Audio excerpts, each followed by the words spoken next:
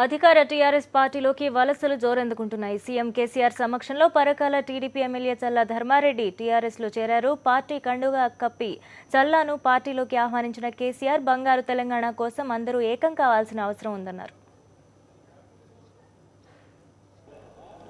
ఈరోజు తెలంగాణ రాష్ట్రం ఏర్పడ్డ తర్వాత తెలంగాణ రాష్ట్ర పునర్నిర్మాణం కోసం నేను పదే పదే మనవి చేస్తా ఉన్నాను. ఇక్కడ ఉండబడే ప్రతి ఒక్కరం కూడా రాజకీయాలకు అతీతంగా స్వార్థ ప్రయోజనాలకు అతీతంగా ఏకమై ఈ తెలంగాణ రాష్ట్రాన్ని ఒక అద్భుతమైన తెలంగాణ తీర్చిదిద్దుకోవాల్సిన అవసరం కర్తవ్యం నేటి తరం తెలంగాణ బిడ్డలందరి మీద కూడా ఉంది.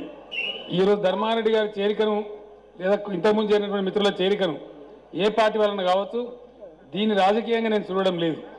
ఇది తెలంగాణ రాజకీయ శక్తుల పునరేకీకరణ జరుగుతున్నటువంటి దృశ్యం. ఎందుకంటే తెలంగాణలో ఉన్న యావన్ రాజకీయ శక్తి ఏకోన్ముఖంగా ఒక ఉద్యమ రూపంలో ముందు పోవాల్సిన అవసరం ఉంది.